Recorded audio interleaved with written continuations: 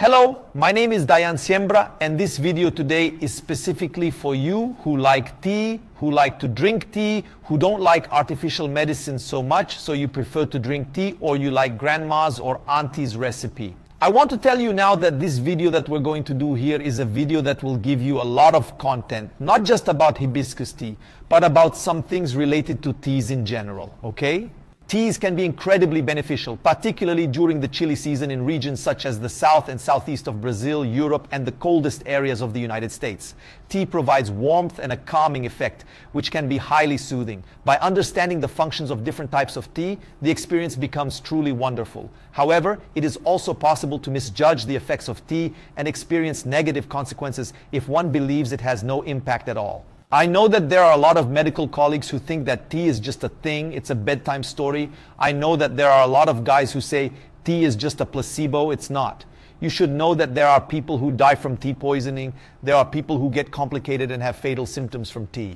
So remember that drinking tea, much more than just an act, a ritual, is a treatment. Oh, I'm going to drink chamomile tea twice a day. I'm going to drink 4 chamomile teas a day every day of my life. Don't do that. You're taking a medicine, you're taking a tranquilizer. By the way, here's a cool way to drink tea. Look here, people. I thought this was amazing. I want to share it with you. I bought this mug. We call it a mug here in Sierra, but it's a little tea thing. What's the ideal way to drink tea? Normally, you take the tea, the leaf itself, not a powder, and put it to infuse. Look at the smoke here. That's right. And put the leaf underneath this kind of... Look at this.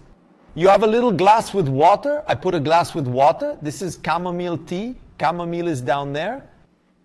And here I have this device. It's a strainer, people. I thought this was really cool. Look here, a strainer that I put on top. The chamomile tea, that's right. I put it here and I'll drink it here, making my charm for you. Another important thing is to know that if you're going to sweeten your tea, the ideal is not to drink it with any sugar, with any sweetener, with any honey. So the ideal is that you use it. But if you do, use as little as possible. But the tea is very bad, so use very little. The more sugar, the more sweetener, the more honey. You'll be hindering the absorption of the tea. Another thing, don't buy tea everywhere. On street corners, in the middle of the street. No, there's tea that's sometimes picked from vegetable gardens. Dirty with sewage. Sometimes it comes with waste, poop, pee. You don't know where that tea comes from.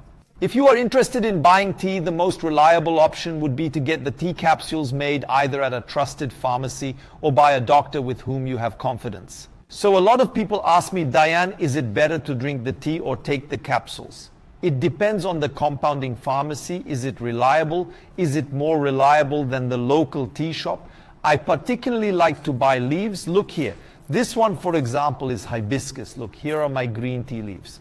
Green tea, so I don't buy dusty stuff. Hey you guys, are you enjoying our content? Why I'm asking this? Because according to our channel analysis, 97% of the people who watch us are not subscribed to the channel. Do you believe this? So I sincerely ask, if you have liked our content, subscribe to our channel. Let's make this content reach everyone around the world, and let's make this a healthier world, okay? So subscribe our channel and God bless you. Then there are people who buy tea anywhere or buy manipulation products anywhere. And then they say, I drank that hibiscus tea that Dr. Dayan gave me and you're fatter. You might be unaware of the origin of your tea. Sometimes you end up with a tea capsule from a pharmacy without any traceable source.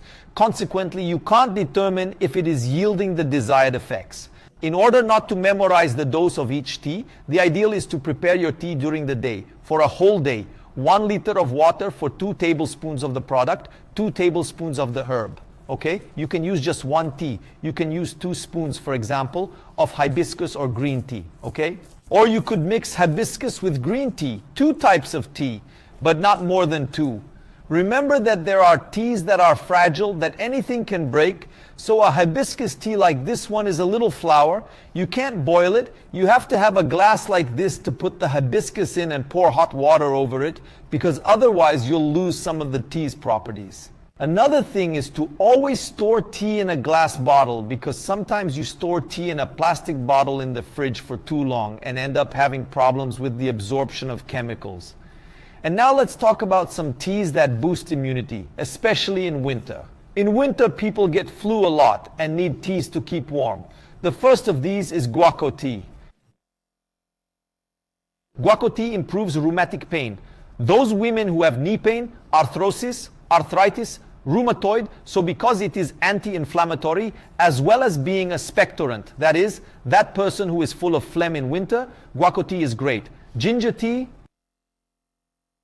as well as being anti-inflammatory, great. Ginger is an excellent anti-inflammatory. Ginger is also thermogenic, helping you lose weight.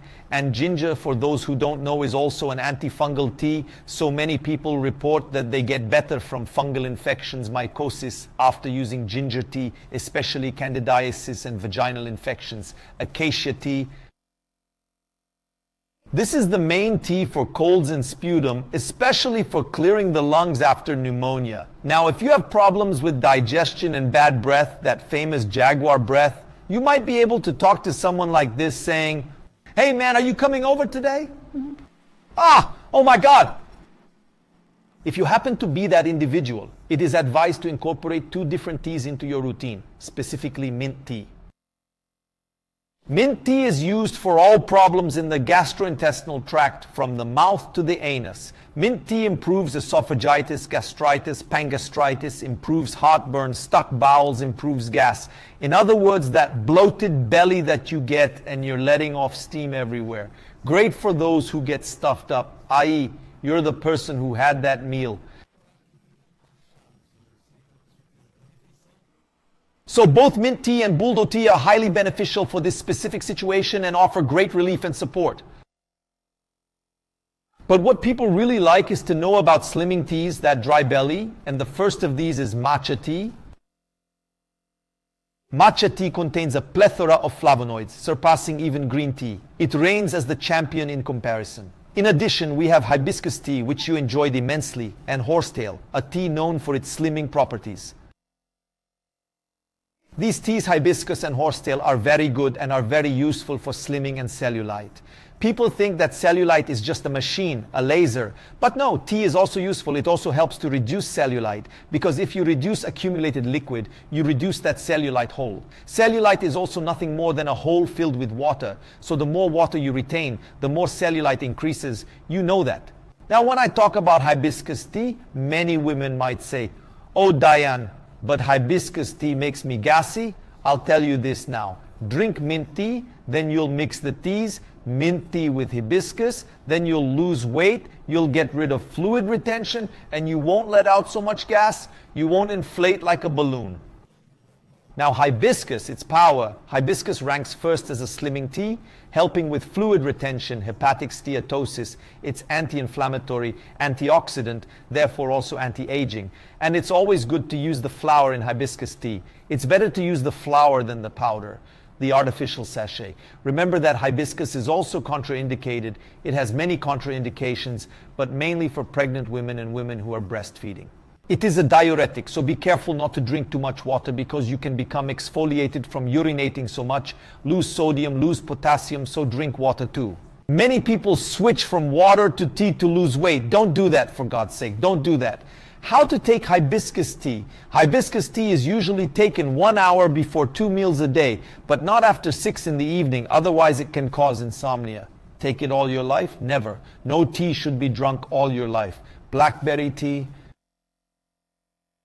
Blackberry tea is great for PMS, polycystic ovaries, women with endometriosis, fluid retention, any hormonal problem in women. Star anise is a flower that, as well as being very beautiful, speeds up the metabolism. So if it speeds up the metabolism, it also helps you lose weight. It's also digestive, just like mint and boldo.